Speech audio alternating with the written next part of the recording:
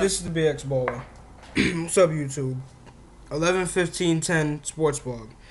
Now, in NFL news, the Jets defeated the Browns in overtime yesterday, 26-20. It was a pretty decent game. At the last minute, though, I thought the Jets should actually try to go for it, but it was pretty smart since even though they won anyway. But that's besides the point. Oh, yeah. If Jet fans remember Chad Pennington, most Jet fans do. Chad Pennington's out for the year for the Dolphins. Again, if you are a Jet fan and you go a few years back, Chad Pennington was always injured for what? Shoulder injury. Well, he has another one, and this one can be career-threatening. I thought most of them were. Brett Favre is going to contact Dr. Andrews. Dr. Andrews is a famous surgeon who does a lot of sports figures surgeries.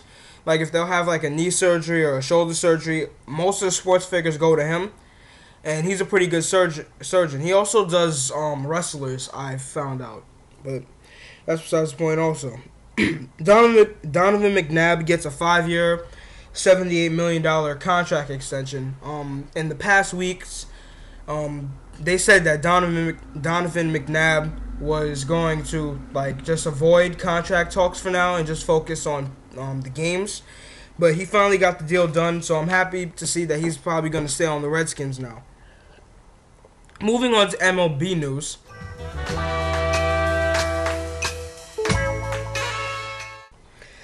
The Mets have a 2-person GM race. Now, in one of my other sports blogs, I mentioned that the Mets still have no manager.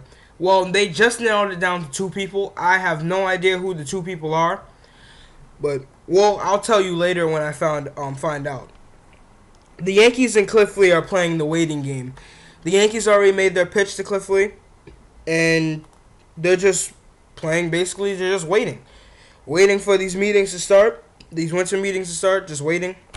And hopefully a deal can get done.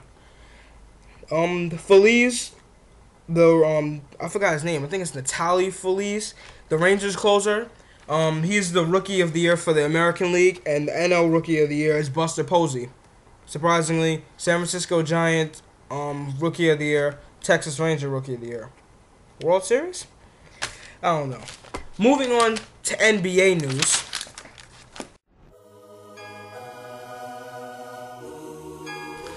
Steve Nash announces his divorce from his wife, surprisingly, after, I think, a day after one of his children was just born. That's basically it with the NBA news. But these are last night's games. Minnesota at Atlanta. Atlanta takes that victory. Pistons at the Kings. Detroit at Sacramento. Ben Gordon put on a show and to take his Pistons to victory, 194. The Spurs pick up the win in Oklahoma City, 117-104. And the Suns pick up the win in LA, 121-116. Now I'm going to talk about the dreadful New York Knicks and their past 2 games. Now, to talk about Minnesota the Knicks versus Minnesota game. Yeah, another exciting chapter. Now, the Knicks lost 103-112. Gallinari had 25 points. Raymond Felton had 22.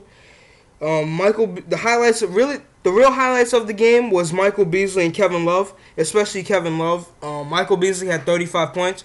For some strange reason, I think Michael Beasley's a ball hog because all he was doing was just shooting. He wasn't passing. He wasn't doing anything. He was just shooting. Every time he got the ball, he would shoot. And they got him 35 points. But Kevin Love was the main story because he had a 30-30 game, 31 points, 31 rebounds. It has been 28 years since anyone had a 30-30 game. Moses Malone was the last person to do it. If you don't know, Moses Malone used to play for the Sixers back in the day with Dr. J and I think Daryl Dawkins. One key reason why the Knicks lost that game, it looked like they just slacked off near the fourth quarter. They were up by almost 20, and then they just gave up the lead. I don't know what was going on, and I thought that they will pick up the next game, which I'm about to talk about right now. Houston at New York.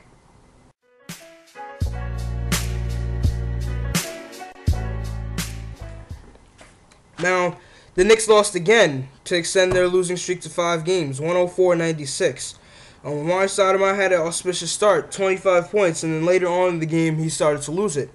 Wilson Chandler had 17 points. Scola had 24 points for the Rockets, and Kevin Martin was the main story for the Rockets as well, with 28 points. The Knicks died by the 3. They were just shooting too many threes last night, and they weren't going in. That's a key factor. That's a key factor this season. If the Knicks shoot too many threes, it seems like Mike D'Antoni's actually gonna risk the Knicks living and dying by the 3. The first few games of the season, the Knicks were actually living by the 3. Now they're not doing well by the 3. The 3 is actually burning them, which is a disappointment. And again, the Knicks lost the lead. The Knicks had an auspicious start in the first quarter, and then until like the second quarter, they just gave it up. And then the Knicks had a 1-point lead in the third quarter, and then after that, they just gave it up again. So I don't know. And if you didn't see the post game yesterday, I wish I could actually put footage in the video, but I don't know how to yet. But Amari Stoudemire sounded like he was gonna cry, because he said he's not used to winning. It's foreign to him. Because if you think about it, Amari Stoudemire was always on a winning team. He was on the Suns for most of his career. And he said losing is not a thing to him. He doesn't like to lose. And it made it seem like he was saying that the Knicks might have got used to losing, but he hasn't. Raymond Felton might be used to losing, I'm not sure. But I know he was very angry last night too. And as captain, Amari Stoudemire sounded like he was going to cry. And I was joking on my Facebook status saying that, why does it sound like Amari Stoudemire wants to cry and wants a trade immediately? It sounds like he wants to be traded. He said there's no urgency.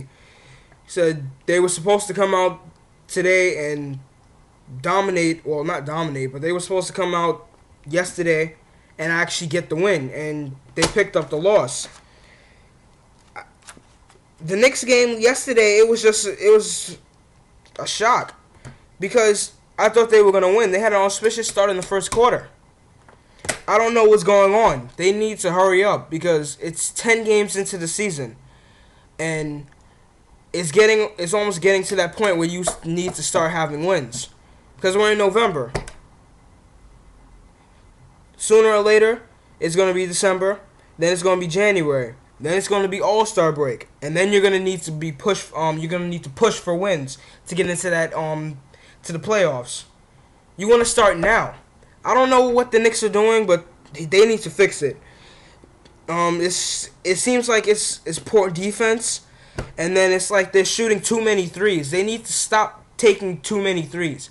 It's okay to shoot threes in moderation, but if you take too many, you're gonna die by the 3 like they're doing right now. And again, Kevin Martin, he's a guard, burned the Knicks last night. I really don't know what's happening. And they were losing in the paint to Chuck Hayes. Chuck Hayes is a defensive center. He's not an offensive center. These last 2 games have just been disappointments, honestly, for a Knicks fan, especially me. Again, I have high hopes for the Knicks this season. I know it's only 10 games into the season, but they need to hurry up and fix their problems now. Like the exact same thing I said with the Heat. They need to hurry up. It's about to get to that time where Knicks fans are going to get aggravated and then just not care anymore. But this is the BX Bowler. 11/15/2010 Sports Blog. Signing out.